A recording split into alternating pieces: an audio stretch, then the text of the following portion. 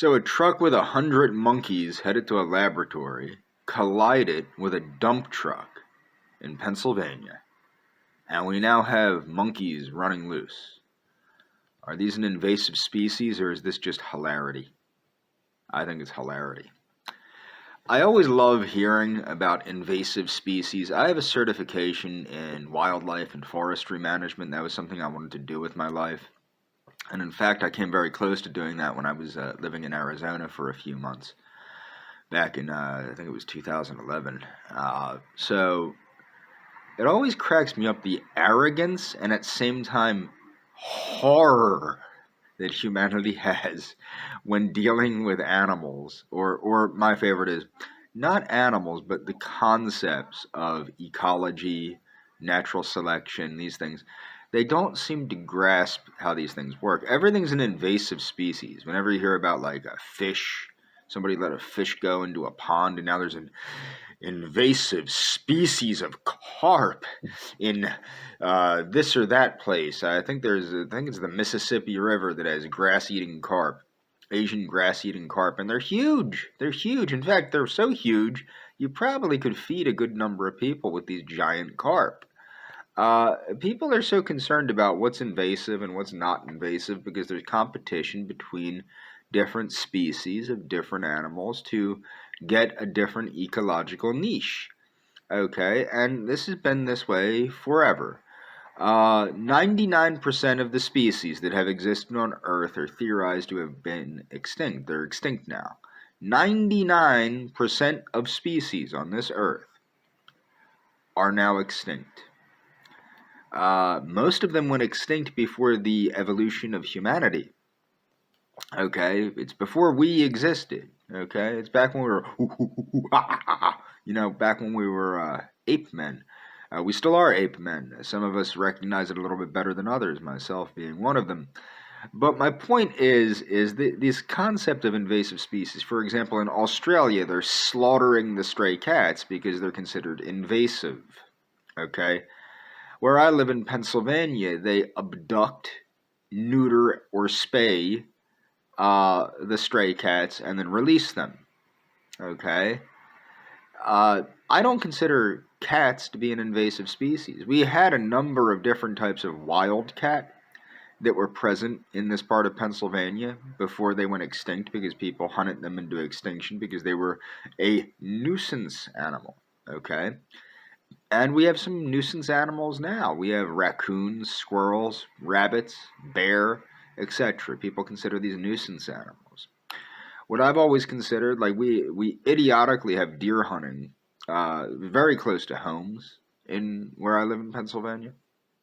And I always suggested, why don't they take these deer and relocate them to a rural part of Pennsylvania where the deer might have a chance to, live a more natural life, a healthier life, and people might enjoy hunting them more without the risk of, I don't know, shooting somebody that isn't a deer.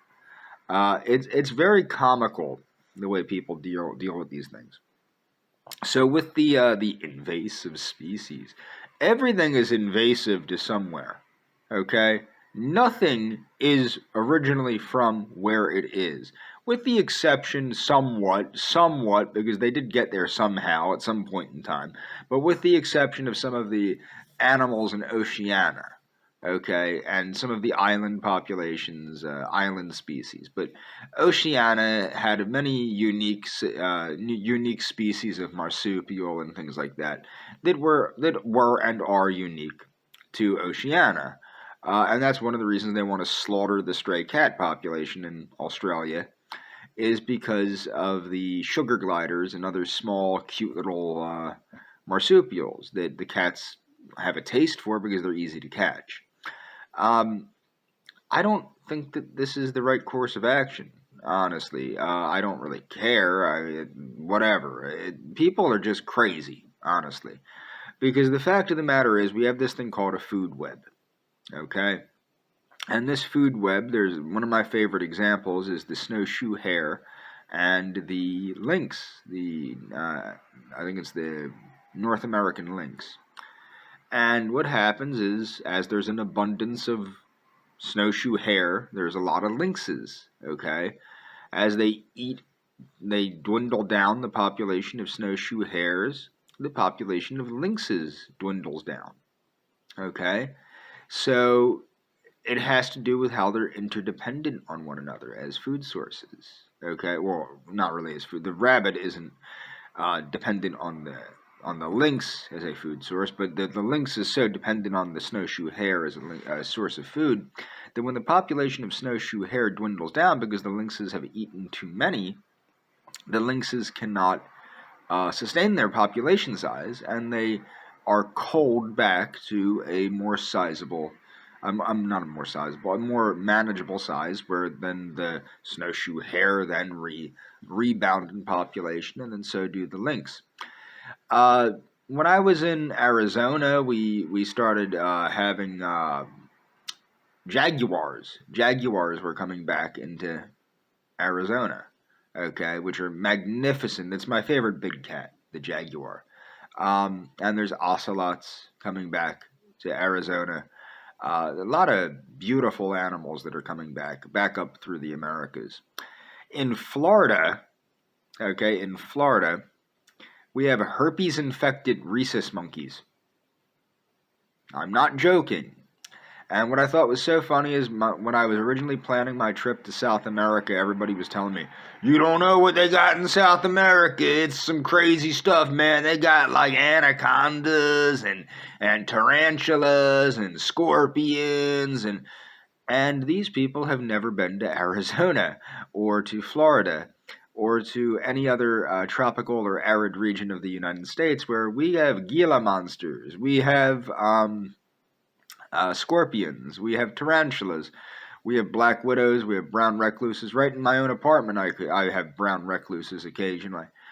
These are things that are common throughout the United States, and what's funny is we're getting things that are quite uncommon, like rhesus monkeys and monkeys that have escaped. 100 monkeys escaped a truck headed for a laboratory. Hopefully they don't have anything, but it's hilarious. I think it's hilarious. I really do. We had a cobra problem where I live, right near where I live, because somebody was illegally having Indian cobras, king cobras that have escaped. It's just one wild thing after another. And it's hilarious because everybody's worried about invasive species, but nobody's really paying attention to the hilarity. I think it's comical at this point. I think it is actually comical at this point, and I think it deserves a good laugh because, number one, natural selection will, of course, balance everything. The food web will balance everything. I used to have these great videos about the truth behind global warming. And I don't anymore because I got worried that YouTube would can me because Google started cracking down on people like me that tell things about global warming that Google doesn't like to hear. The actual inconvenient truths. But what's funny, that are actually supported by science. Actual science with actual numbers. Okay, with actual data, unlike the mainstream opinion. But I mean, who knows? Maybe this will get taken down because I'm telling the truth about natural selection. But I mean, there are links in the description for people that are curious. I just find it comical. I find it comical when anything like this happens. Everybody, what I have a flashback to. When I was a kid, when I was like 8, 9, 10, 11, I was in the Boy Scouts of America. Okay, I was a Cub Scout, and then I transitioned to being a Boy Scout when I was 11. I was pushed ahead for some reason. I don't even know why. I think I was doing too good with the merit badges or some crap. I don't know. But I did the Arrow of Light ceremony, which is where you walk over the little bridge from Weeblo and Boy Scouts and yada, yada, yada. But the thing that was so hilarious, what we always found so hilarious, is the kids from the urban areas, we'll just call them urban Americans, okay? They were afraid of everything that went chirp in the night, whether it was a cricket or a bat or what have you. Okay? And it was always so humorous to any of us that had any outdoors experience about how horrified these people were of a cricket, of a raccoon, of a salamander, of a frog, catching a fish and handling the fish to get the fish off the hook, etc. Everybody was terrified of everything. It was very humorous to watch these urban Americans be terrified of the wind in some cases. It was hilarious. Or to be terrified of some of them were afraid of the fire, the campfire. Just hilarity. It always makes me laugh when I see people that are so afraid of nature, but yet these are the same liberals that love nature so much, but yet they've not spent any time in nature. They haven't actually spent time in nature, but they love nature as a spectator sport, I assume. And it has always made me laugh. And that's all for this video. Check the links in the description if you're interested in any of the stuff I said.